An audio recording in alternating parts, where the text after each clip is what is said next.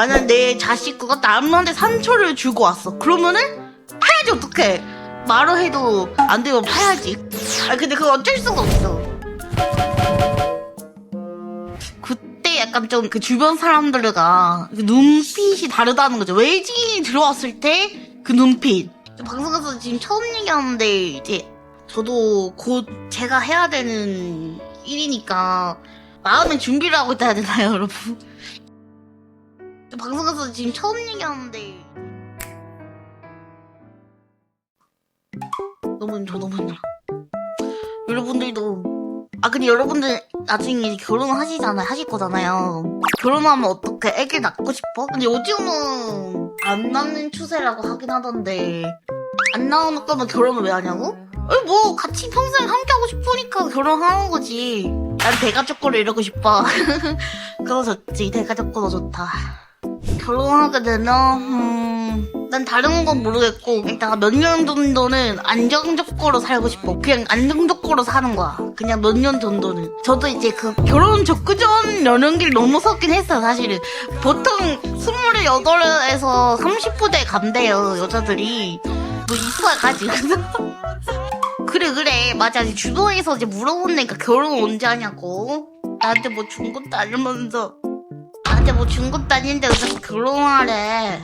결혼은 뭐 있어야지. 근데 나는 연애 좀 하다가 결혼해야지 뭐. 만약 결혼한다고 하면은 이제 어린이날 봉사 갔다 오니까 애들을 막 보고 오잖아요. 그러면은 내가 자녀를 낳았을 때 내가 자식구가 생기면은 어떤 기분일까에 대해서 좀 생각을 해봤는데 일단 예의 없었으면은 쭈그러 패야지. 일단 예의 없다? 그리고 막 학구복구 이런 거 하고 왔다? 보장 깨기 바로 들어간다 진짜로. 그 요즘 애들은 근데 엄마가 이제 교육구를 위해서 때리는 게 있잖아요. 뭔 소리인지 알죠 여러분? 훈육구와 체벌을 저는 어느 정도 필요하다 봐요 사실은. 근데 이제 진짜 그냥 아무 이유 없이 자기 감정에 의해서 이제 때리는 거면 그건 폭행이지. 만약 내 자식구가 남한테 상처를 주고 왔어. 그러면은 파야지. 어떡해. 말을 해도 안 되면 파야지. 근데 그거 어쩔 수가 없어. 쇼츠를 봤는데 어떤 쇼츠를 봤냐면은 어떤 그 가족이 있었는데 그 가족구에 남자애기가 길거리에 있는 아기 고양이를 바닥에 내팽개친 거야. 그냥 자기 놀이감을 하고 내팽개친 거야, 아기 고양이를. 그래서 이제 그거를 들은 이제 부모님이 어떻게 대하냐면 그 아기가 가지고 있는 플스 있잖아. 그거를 바닥구에 그거를 던져라. 너도 당해봐라. 하면서 이제 그 애가 울면서 하면서 막 그 플스 던지라고 한단 말이야. 그 쇼츠를 봤는데 그런 약간 정신적으로 충격을 줘야 된다고 생각해. 그 다신 하면 안 된다는 그런 충격가 있어야 된다고 생각해. 아이템은 일본 가르칠 거예요. 나는 진짜 약간 그런 생각이야. 제가 지금 뭐 방송에서 막 얘기를 하거나 그러진 않긴 했는데 마음의 준비를 하고 있다 해야 되나요, 여러분?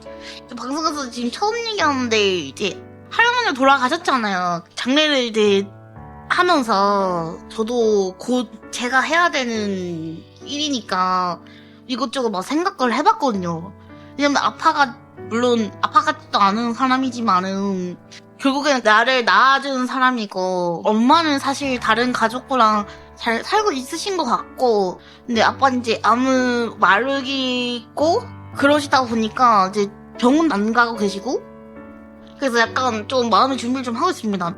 그래도 자식의 도리를 지키기 위하여 한 일주일에서 막 2주 정도 막 갑자기 휴방을 할 수도 있어요. 그 언제가 될지는 모르겠지만은 놀라지 마시고 그냥 조금은 기다려주시면 저도 마음 잘 다스려서 오도록 하겠습니다. 만약 그런 일이 있다면은.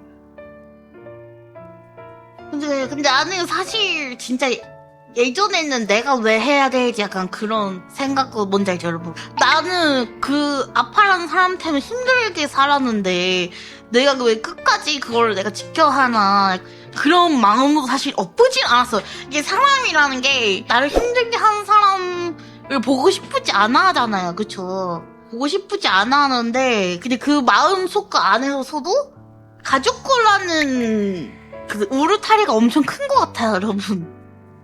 돈세는 사실은 정신 못 차린 것 같기는 해요. 7일 전에 연락가 닿아가지고 전화를 한번 했는데 일을 하면서 잘 지내는 것 같더라고요. 애기도 낳은 것 같고.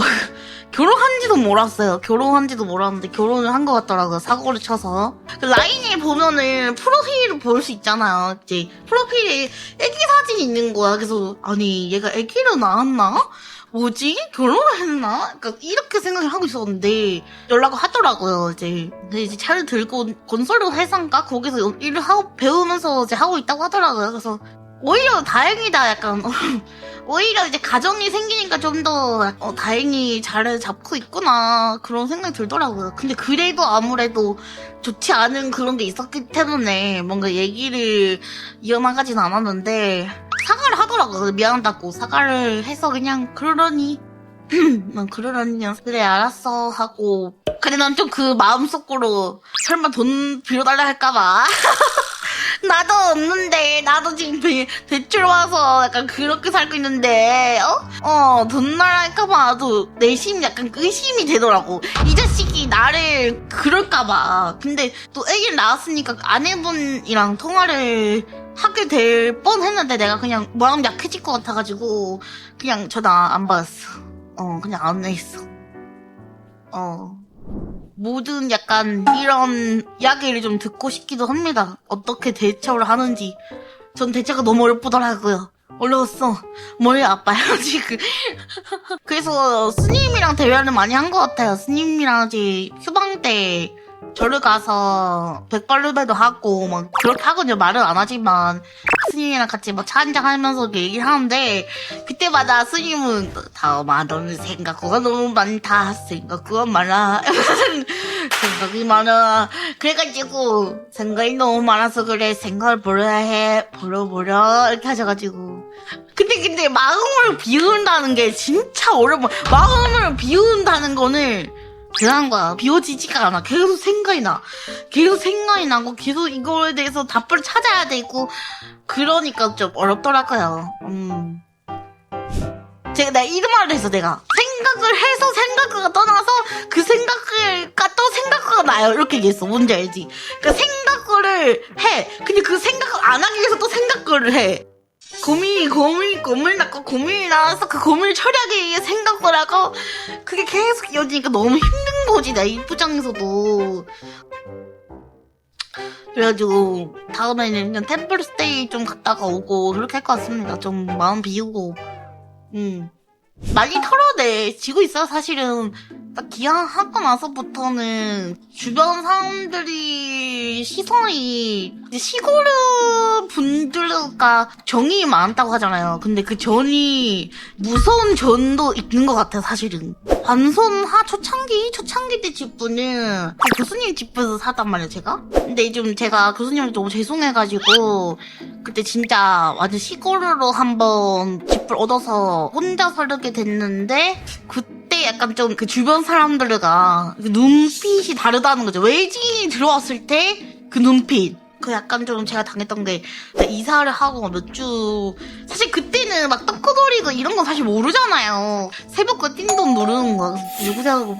구멍으로 이렇게 봤는데 아주머니가 서 계시는 거예요. 그래서 아주머니가 아니 이사 왔으면 떡고 돌아왔지 왜 안 돌아요? 그러니까 이런 식으로 얘기하셔가지고 그때 약간 좀 다르구나. 여기는 내가 이사를 많이 다녔지만 여긴 다르구나. 그래서 그날 이제 교수님이랑 말을 해가지고 그냥 떡고 돌렸죠. 왜냐면 1년 계약서를 해서 살아야 되니까. 그래도 그 주변 사람들한테 불우하 약간 안 좋은 거 만들고 싶지 않는 그런 느낌 알죠? 그래서 이번에 돌렸냐고. 이번에는 사실은 내가 집부적 돌아보고 싶기도 했었고 주택이라서 좀 더 어떻게 보면 프라이버시 같은 게 조금 더 열려있잖아요. 아파트보다는 주택 단지가 아무래도 조금 프라이버시가 좀 열려있는 곳이기도 하고 한국 사람들은 바보라서 친절을 한 게 아니고 내가 잘하면은 그 사람이 그만큼 나한테 잘해줄 거다라는 거를 알고 있는 것 같아. 한국 사람들은 예의 엎부르는 사람들도 물론 있지. 근데 그런 사람들은 진짜 조금이야. 내가 느꼈던 거는 내가 잘해준 만큼 돌아오는 게 있을 거야. 약간 그런 문화가 좀 있는 것 같아요. 제가 살아보면서 느낀 거는 그런 것 같아.